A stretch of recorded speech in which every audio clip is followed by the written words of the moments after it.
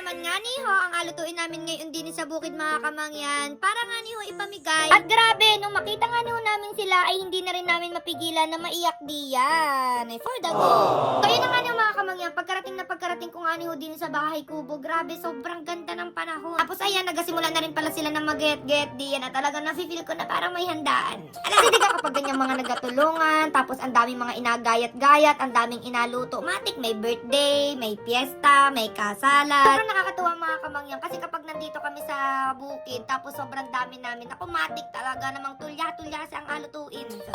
Ngayon, sobrang special nito mga kamangyan kasi yung alutuin natin ngayon ay pamigay natin. Wow naman. At alam niyo gaw mga kamangyan, dati ayaw ko talaga kumain ng pansit. Gawa ng lagi ko yung inakumpara yung pansit at saka yung spaghetti. Siyempre kapag bata ka pa, ang gusto mo talaga ay yung spaghetti, masos, tapos may hotdog. Yung pansit mga kamangyan, ang madalas may favorite niyan yung aking lola, tapos sina tatay, sinanay, ganyan. Aliban pa doon yung pansit, inaulam pa nila. Diga yung alutuin natin na pansit ngayon mga kamangyan, overload yun, marami talagang sahog. Pero diga dati naman ay yung pansit ay as in normal na luto lang sa pansit, talagang pasarapan na lamang ng mga asin, paminta, kunting gulay, ganyan. Pero ngayon may mga kikiam na, may mga fishball, ang daming karne. Dami nung talagang paswertihan pag nakakita ka ng karne. Tapos mga ilang pirasong carrots lang yung makikita mo. Alam, kaya ba nagsimula ng ano pala ako magluto diyan mga kamangyan. At grabe ngayon pala ang nagugutom na ako. Gawa ng amoy na amoy ko na. Hindi naman yan, yung feeling na nagagisa ka pala ang ng bawang at sibuyas. Talagang kumakalam na ang sikmura mo. So ayun, dahil tuloy-tuloy nga nila ako pala yung pagluluto ko din ng mga kamangyan. Naglagay na ako ng paminta, tubig, arehong sayote. Alam ko nagalagay din kayo ng sayote mga kamangyan, pero kami nagalagay. Tapos ayan, yung oyster sauce. Tapos arehong chicken cubes mga kamangyan, tapos so atay. Tapos ayan, pinakulo-kulo ko nga nila ako pala ng kontiyan mga kamangyan. Saka ko na ho nilagay yung ating ating mga gulay. Siyempre mas maraming gulay, mas masarap. Sobrang daming gulay, parang magmumukha na tong chop suey.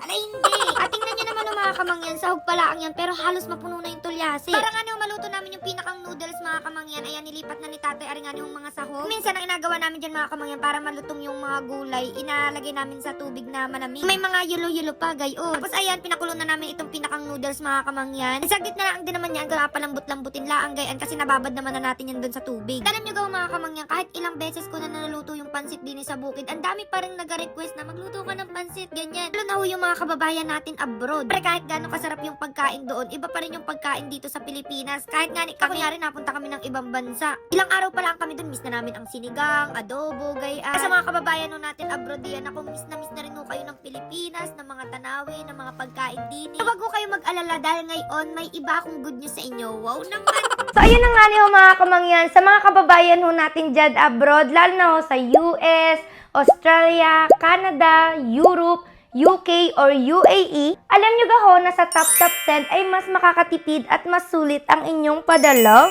Napaka-competitive ho ng kanilang exchange rates and zero fee sa kanilang mobile banking and e-wallets, kaya buong-buong matatanggap ng mga mahal ninyo sa buhay ang inyong padala. At para ho sa mga first time dyan na magsisend, naku, gamitin nyo lang ho ang aking promo code na kamangyan para ho sa additional na $20 sa kung magkano man ang inyong isisend. Kaya kung $80 ho ang inyong isisend, naku, magiging $100 ho yaan. Kaya ano pang hinihintay nyo? I-tap-tap send mo na yan.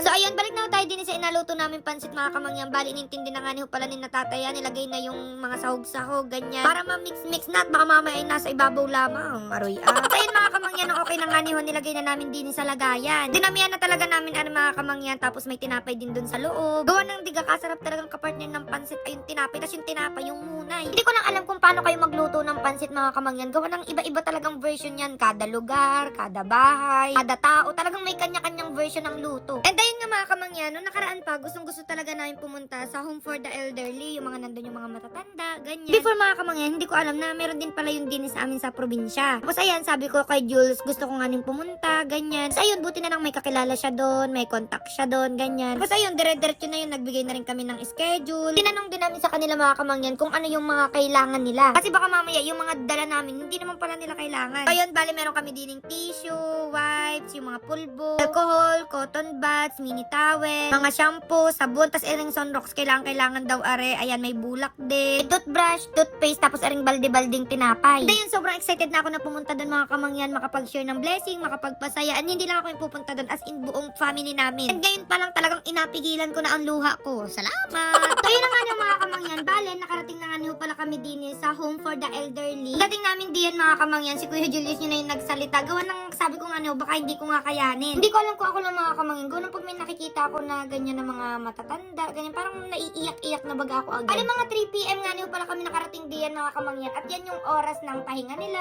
yung magamerienda sila, ganyan. Kaya ka ako nga saktong-sakto yung papansit namin. Wow, papansit! Ayan, hinarana rin pala sila diyan ni tatay mga kamangyan. At talaga naman, alam niyo naman siyan si Paring Jun, pangarap niyang maging singer. Tapos ayan, lumapit din pala kami sa kanila mga kamangyan, nakipagkwentuhan kami, nakipagbiruan. Alaga naman sila dito mga kamangyan, pero syempre may part pa rin sa heart mo na malulungkot kapag nakita mo sila. Kasi syempre malayo sila sa mga mahal nila sa buhay. Kasi diga, yun yung nakakapagpasaya sa atin kapag kumpleto andyan yung mga mahal natin. So yun nga, nakakaiyak kasi syempre nai-imagine ko paano kung si nanay yan, si tatay. Ang sakit-sakit makita. Kaya nga nag-iyak din si nanay, tapos sabi niya sa akin, ayoko ayoko. Tapos si tatay, yung ilang beses daw siya nakita ni na kuya na nagapunas ng luha. Hindi dahil sa naawa talaga sila, pero syempre namimiss niya si papa, kasi nga si papa, yung tatay niya, wala na. Dami ko rin talagang na-realize dyan mga kamangyan na mas mahalin natin yung mga magulang natin, kasi syempre hindi din biro yung sakripisyo nila. Mula nung sinilang tayo, mapaaral, mapakain, mabihisan. Kaya pagtanda nila, dapat tayo din yung mag-alaga sa kanila. Kaya din pala sila akaunti dyan mga kamangyan, kasi yan ay salang-sala na. Kumbaga, dumaan na sa tamang proseso. Kasi syempre, hindi pa rin nila inaalis doon sa mga anak yung responsibilidad nga na alagaan yung mga magulang. Kasi syempre, hindi naman porket may ganito na tahanan na mag-aalaga, iiwan mo na lang basta-basta yung magulang. And sabi nga namin din mga kamangyan, sana kahit anong estado ng buhay natin, huwag natin silang sukuan, huwag natin silang pabayanan. Kasi wala din namang ibang dapat mag-alaga sa kanila, kundi tayo din mga anak, mga mahal sa buhay. Tapos ayan nga mga kamangyan, tuloy-tuloy pa rin yung pakikipagkwentuhan namin diyan. Ang sarap talaga makapagkwentuhan sa kanila mga kamangyan. Gawa ng syempre, ilang years na din sila. 95 yata dito, 97 years old. Kumbaga yung experience nila sa buhay ay talagang parang lahat na yung experience nila. Yung mga payo nila talagang ramdam mo na parang ayaw nila maranasan mo yung mga naranasan nila. Tapos nagtatanong nga ako diyan kay na lolo na may mapapayo sa akin kasi nga bagong kasal, ganyan. May balabira din at ang sabi wala daw siya mapapayo at siya daw ay inahabol ng mga babae. Salamat! Tapos ang cute ni lola dito mga kamangyan kasi nagagawa-gawa siya ng mga bracelet. Tapos kapag may mga nabisita dito, inabenta niya yun. Kasi may mga nakakapag-phone pa rin, may mga nakakapag-order online. Wow naman, shopping is life. After ilang minutes mga kamangyan, ayan, nagtipon-tipon na din sa kabila sa may lamesa para makakain na ho sila. Ayan, kinain na nila diyan yung ating nilutong pansit kanina. May mga wish din pala sila dito mga kamangyan and sana sa susunod na balik natin dito, matupad natin yung mga wish nila. So yun, ang saya pumunta dito mga kamangyan. Ang sarap makita ng mga ngiti nila, ang sarap makipagkwentuhan. Kapag may time kayo mga kamangyan, gusto nyong huminga, naku, pumunta kayo sa mga ganito kasi ang dami nyong marirealize sa buhay. So yun lang naman mga kamangyan, mamili pa rin ako ng bibigyan ng gift. Basta i-follow nyo ng ating page at share ang video. O siya, hanggang dito na lang ako rin ating video at kami makikipagkwentuhan pa din ni Babay Love You. Hootie!